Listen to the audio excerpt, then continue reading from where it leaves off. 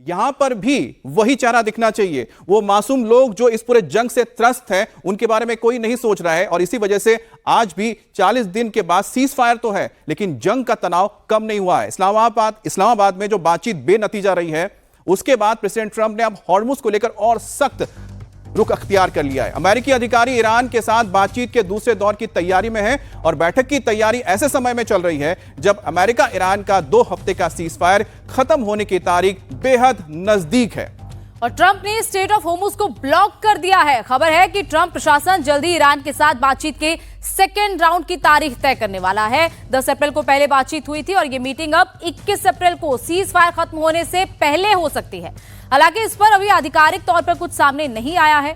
राष्ट्रपति ट्रंप ने कहा है कि ईरान से बातचीत को लेकर संपर्क किया गया है, तो अब सेकेंड राउंड टॉक होने वाली है। इसलिए पहले जो इस्लामाबाद में बातचीत हुई थी वो बेनतीजा रही। दोनों जो पक्ष हैं वो एक फैसले पर नहीं आ पाए, जिसके चलते अब दूसरे राउंड की बातचीत होगी और दूसरे राउंड की बातचीत 21 अप्रैल को हो सकती है।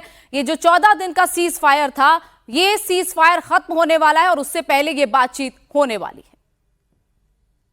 Well, he's done a good job, and Steve and Jared, they've all done a very good job. And I can tell you that we've been called by the other side.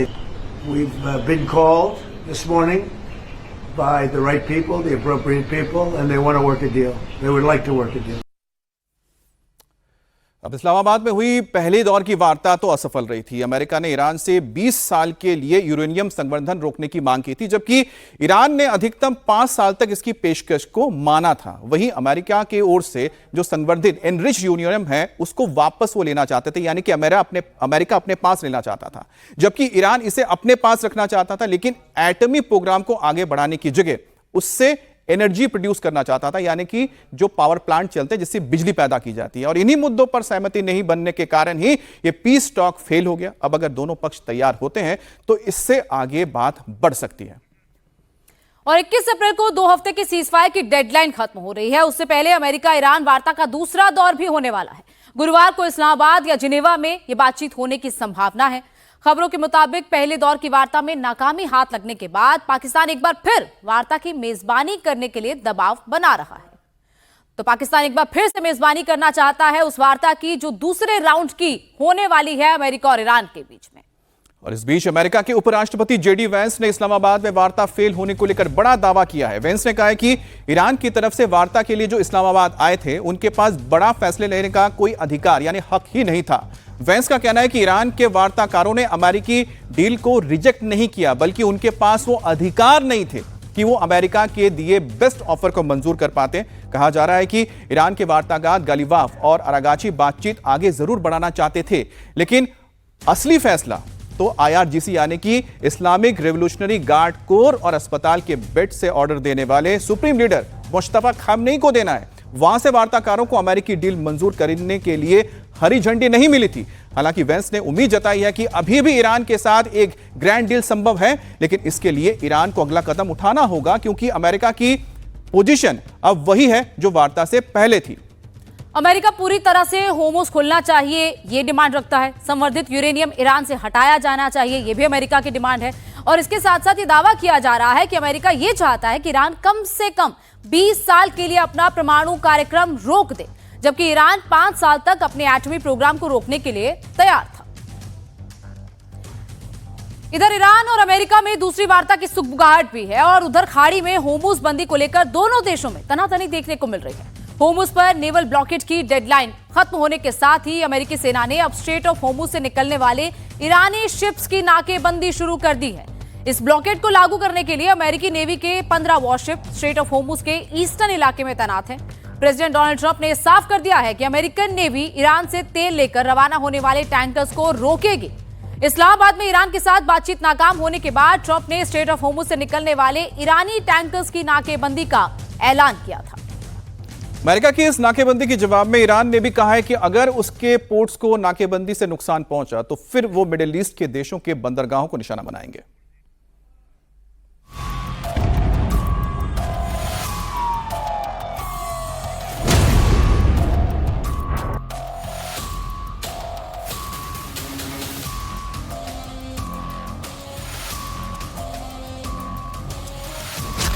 Islamabad वार्ता fail, Hormuz में फंसा तेल।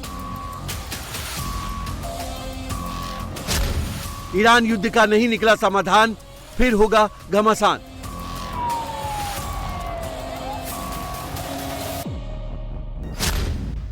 नाकेबंदी की deadline खत्म, blockade पर Trump Mustafa में जंग।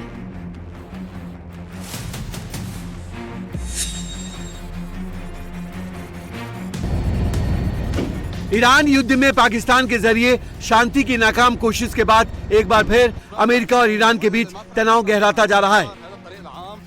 करीब 6 हफ्ते की लड़ाई और सीज फायर की दुहाई के बाद अमेरिका ने ईरान की घेराबंदी शुरू कर दी है। हॉर्मुज पर ट्रंप का नेवल ब्लॉकेड जारी है। ट्रंप ने साफ कर दिया है कि नाकाबंदी तोड़ने वालों को गंभीर नतीजे भुगतने पड़ेंगे। हॉर्मुज में नेवल ब्लॉकेड को लेकर कड़ी चेतावनी देते हुए ट्रंप ने ट्रूथ पर लिखा कि इस नाकेबंदी को जो भी जहाज तोड़ने की कोशिश करेगा उसे समंदर में ही उड़ा दिया जाएगा। It's going on. Right now there's no fighting. Right now we have a blockade. They're doing no business. I didn't like seeing boats come out if they were doing business with Iran, but if they weren't, no boats came out. So now Iran is doing absolutely no business, and we're going to keep it that way very easily. Don't forget, their Navy is gone, their Air Force is gone, their anti-aircraft is gone, their radar is gone, and their leaders are gone. We can't let a country blackmail or extort the world, because that's what they're doing. They're really blackmailing the world. We're not going to let that happen. एक तरफ Trump Hormuz पर नाकेबंदी कर Iran को challenge कर रहे हैं, तो वहीं ईरान के साथ एक और राउंड की बातचीत का भी प्लान कर रहे हैं। ट्रंप ने उपराष्ट्रपति जेडी वेंस के पाकिस्तान में हुई वार्ता पर कहा कि अमेरिकी टीम ने बहुत अच्छा काम किया है। ईरान में भी कुछ अच्छे लोग हैं जो उनके संपर्क में हैं और डील करना चाहते हैं।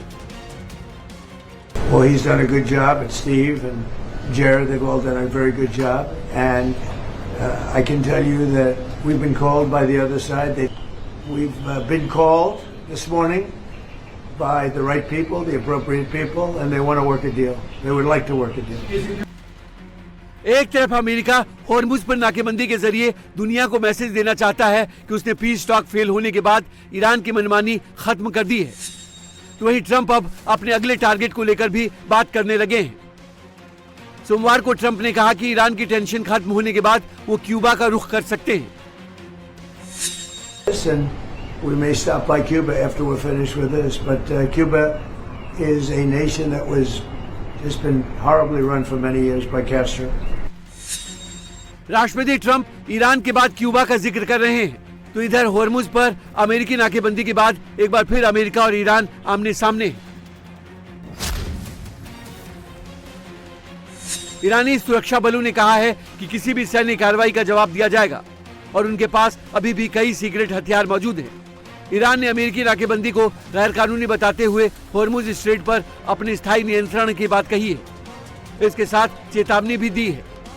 IRGC के प्रवक्ता इब्राहिम जुल्फागरी ने बयान जारी कर धमकी दी है, यदि फारस की खाड़ी और ओमान सागर में ईरान के बंदरगाहों की सुरक्षा को खतरा पहुंचा तो फारस की खाड़ी और ओमान सागर में कोई भी बंदरगाह सुरक्षित नहीं रहेगा।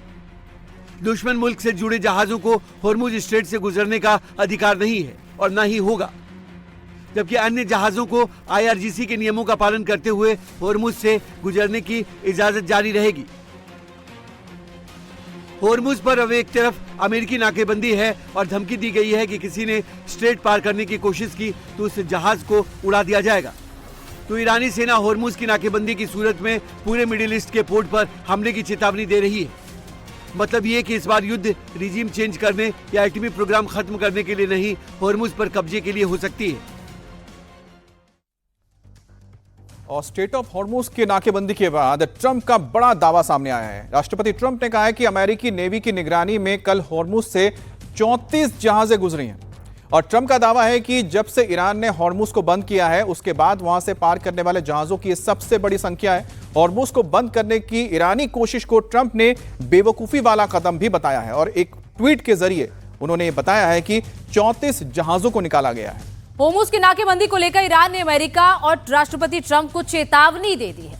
ईरानी संसद के स्पीकर गालिबाफ ने कहा कि स्ट्रेट ऑफ होर्मुज पर किसी भी तरह की नाकेबंदी का असर सिर्फ तेल आपूर्ति पर ही नहीं बल्कि दुनिया भर के बाजार पर कई गुना बढ़कर पड़ेगा। गालिबाफ ने गणितीय सूत्र शेयर किया है। इसमें उन्होंने बताने की कोशिश की कि होर्मुज पर नाकेबंदी से तेल की सप्लाई पर तो असर पड़ेगा ही, लेकिन यह असर सिर्फ सामान्य स्तर तक सीमित नहीं रहेगा बल्कि आगे जाकर कई गुना बढ़ जाएगा। मतलब एक नाकेबंदी बाजार में पहले कीमतें बढ़ाएगी और फिर वही बढ़ी हुई कीमतें सप्लाई चेन, मांग और घबराहट जैसे प्रभावों के जरिए और ज्यादा उछाल पैदा करेंगे। कुल मिलाकर गालिबाफ ये बताने की कोशिश कर रहे हैं कि होर्मुज स्ट्रेट में टेंशन बढ़ने से तेल बाजार के साथ साथ दुनिया भर की इकोनॉमी पर भी असर पड़ेगा। अब खाड़ी में ईरान से युद्ध करते करते राष्ट्रपति ट्रंप अब कैथोलिक के सबसे बड़े धार्मिक गुरु पोप लियो से भी भिड़ गए हैं। दोनों की भी जबरदस्त जुबानी जंग भी शुरू हो गई है। अब ट्रंप के बयान के बाद पोप लियो ने कहा है कि उन्हें ट्रंप प्रशासन से कोई डर नहीं लगता। पोप लियो ने कहा कि वो शांति का संदेश देना जारी रखेंगे। पोप लियो ने यह भी साफ कर दिया है कि उनकी बातें किसी पर हमला नहीं बल्कि शांति और सुलह के लिए आमंत्रण करता है। पोप को लेकर ट्रंप के विवादित बयानों के बाद दुनिया भर में माफी मांगने की आवाज भी उठ रही है। खुद इटली की पीएम जॉर्जिया मेलोनी ने भी ट्रंप के बयान को आपत्तिजनक बताया है। पोप के इस बयान के बाद ट्रंप और उखड़ गए और उन्होंने पोप लियो से माफी मांगने से साफ इनकार कर दिया। उन्होंने कहा कि वो पोप से बिल्कुल भी माफी नहीं मांगेंगे क्योंकि उन्होंने ऐसा कुछ गलत नहीं किया। उल्टा ट्रंप ने पोप लियो पर गलत बयानी का आरोप लगा दिया। उन्होंने कहा कि पोप लियो एक ऐसे ईरान का सपोर्ट कर रहे हैं जो परमाणु बम बनाना चाहता है और दुनिया में लाखों जिंदगियों को खतरे में डालना चाहता है। ट्रंप ने साफ कहा कि वो ऐसा नहीं होने देंगे। No, I don't, because Pope Leo said things that are wrong. He was very much against what I'm doing with regard to Iran, and you cannot have a nuclear Iran. Pope Leo would not be happy with the end result. You have hundreds of millions of people dead, and it's not going to happen. So I can't. I think he's very weak on crime and other things. So I'm not. I mean, he went public. I'm just responding to Pope Leo.